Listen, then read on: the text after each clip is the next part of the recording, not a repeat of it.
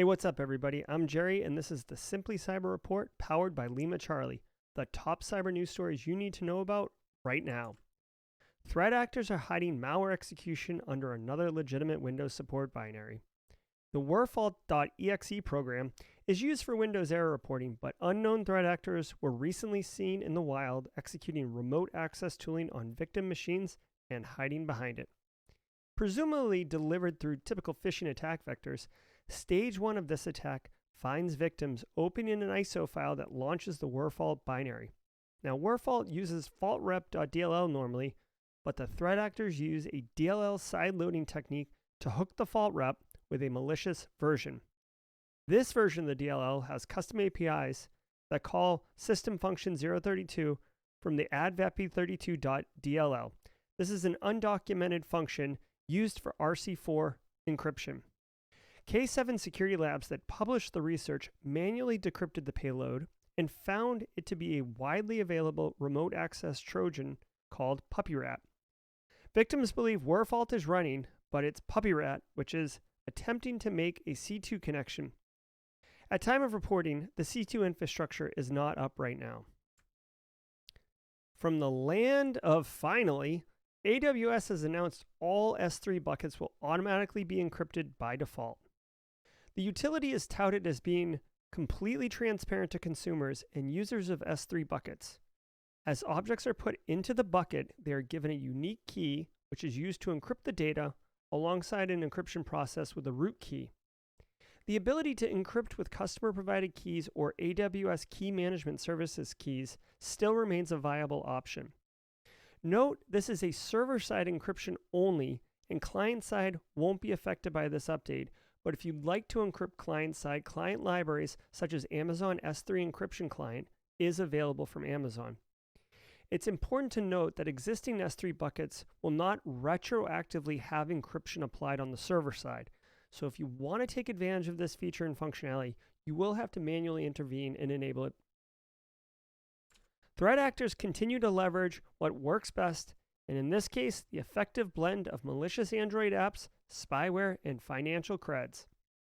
SpyNote is a dangerous and sophisticated piece of malware that is being actively developed and used to target Android devices. It has the ability to track a user's location, steal sensitive information, record phone calls, and remotely manage the device, among other capabilities. It appears that the latest variant, SpyNote.c, has been specifically designed to target banking applications and impersonate well-known financial institution. It is being sold to individual actors through a Telegram channel and was even made available as open source on GitHub at one point. It's important for Android users to be aware of this risk of spyware and take steps to protect their devices, such as only downloading apps from reputable sources and installing a security app to monitor that. I'd also want to point out that security practitioners should share with their end users the risk of Android apps being downloaded from random places, and they should tune their EDR solutions in BYOD environments to help detect related network traffic to this malware. From the office of who didn't see this coming, the New York City Education Department has blocked access to ChatGPT, an artificial intelligence-powered chatbot that can generate highly lifelike and cogent writing on its devices and internet networks due to negative impacts on student learning and concerns regarding the safety and accuracy of content. Created by OpenAI, ChatGPT, which has taken the internet by storm, uses machine learning to come up with custom responses to specific prompts, including historical facts, writing in different styles, and logical arguments with almost perfect grammar. The chatbot does have limitations. It can produce inaccurate conclusions or offensive language, but a lot of individuals and students are using it to write papers, do homework, and essentially eliminate the learning process for themselves without any negative ramifications. Microsoft has announced that extended support for all editions of Windows Server 2012 and Windows Server 2012 R2 will end on October 10th, 2023. Now, this is a long ways out there, but with system development lifecycle and budgets, you want to be aware of this.